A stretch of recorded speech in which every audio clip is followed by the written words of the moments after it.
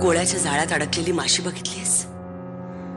जितका जास्त सुटण्याचा प्रयत्न करते तेवढीच जास्त अडकत जाते, गुंतत राहते. या अशा परिस्थितीत सापडलेल्या बहुतेक स्त्रिया हेच आपलं नशीब आहे असं समजून गुंतून राहतात त्याच्यात. पण मनूसारखी एखादी स्त्री या परिस्थितीशी लढते, त्यावर मात करते, त्यातून सुटण्याचा प्रयत्न करते. ही केस मनूच जिंकणार, कारण तिची बाजू सत्याची आहे. पुरुषी अत्याचाराचं आणखी एक पाशवीरूप या निमित्ताने उघडकीस आलं. आता शीतल देवतळे मनस्विनीच्या बाजूने मंगेशच्या विरोधात लढण्याकरता सज्ज आहे. या लढाईचा शेवट काय होणार, यावर ॲडव्होकेट धर्माधिकारींचा युक्तिवाद काय असणार आणि कोर्ट काय निकाल देणार हे आम्ही तुम्हाला वेळोवेळी सांगतच राहतो. हे बघा, एखाद्याच्या विरुद्ध एकाला एक असे दोन साक्षीदार जर उभे राहिले ना तर त्यांच्या स्टेटमेंट्सना अधिक महत्व असतं. आपण जरा काळजीपूर्वक वागायला पाहिजे. पण म्हणजे मी खरंच तिला, घराची चौकट जर लहान असेल तर आत शिरताना वाकूनच जावं लागतं. आपण थोडंसं नमतं घेतलं ना केसमध्ये तर बरं आहे. ठीक आहे. काय बी आरोप करून राहिलाय साला माझ्यावर. रामा तू जरा शांत राहशील? हो, कसा शांत राहू? सोडून काढायला पाहिजे एकेकाला. सगळे एकमेकांचे साथीदार झाले. तोच तर त्यांचा प्लान आहे. आपण चिडावं आणि चिडून काहीतरी चुकीचं करावं.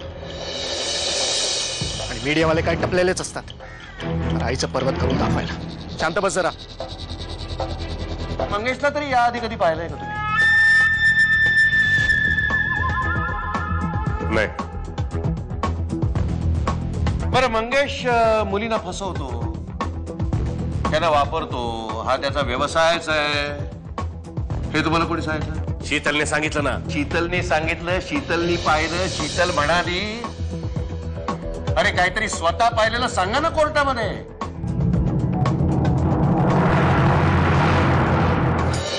यानं जे पढवून पाठवलेलं होतं ते व्यवस्थित रिहर्सल करून यांनी बरोबर इथे बोलून दाखवलेलं आहे. हे सगळे छान प्रॅक्टिस करून आलेले आहे. आमचं लग्न झालंय.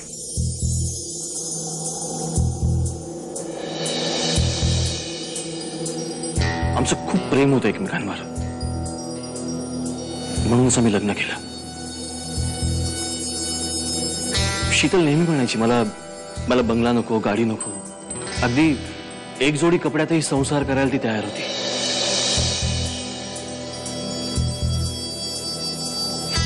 आमचं लग्न झालं त्यानंतर मात्र तिच्या गरजा बदलल्या.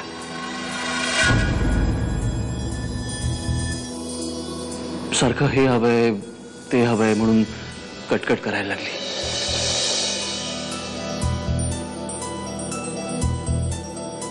मी माझ्या परीने तिच्या इच्छा पूर्ण करण्याचा प्रयत्न करत होतो, पण मला वेळ हवा होता. जो वेळ तिच्याकडे नव्हता. जज साहेब,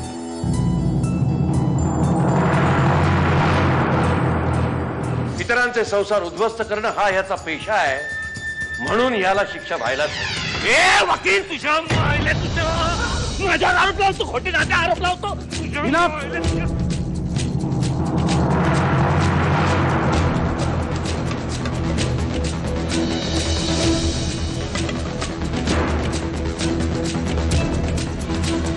शीतल देवतळे यांनी दिलेल्या साक्षीवरून त्याचा या खटल्याशी काही संबंध आहे असं जरी सिद्ध होत नसलं तरी हे कोर्ट त्यांना अशी ताकीद देत आहे की त्यांनी एकतर मंगेश सारोदेंबरोबर नीट संसार तरी करावा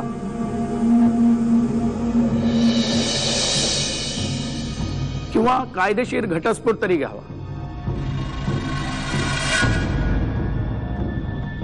आणि रामा जट्टेवार यानं असभ्य वर्तन करून आणि अर्वाच्य भाषा वापरून या कोर्टाचा जो अपमान केलेला आहे त्याबद्दल हे कोर्ट त्याला 1 वर्ष तुरुंगवास किंवा 20,000 रुपये दंड अशी शिक्षा ठोठावत आहे.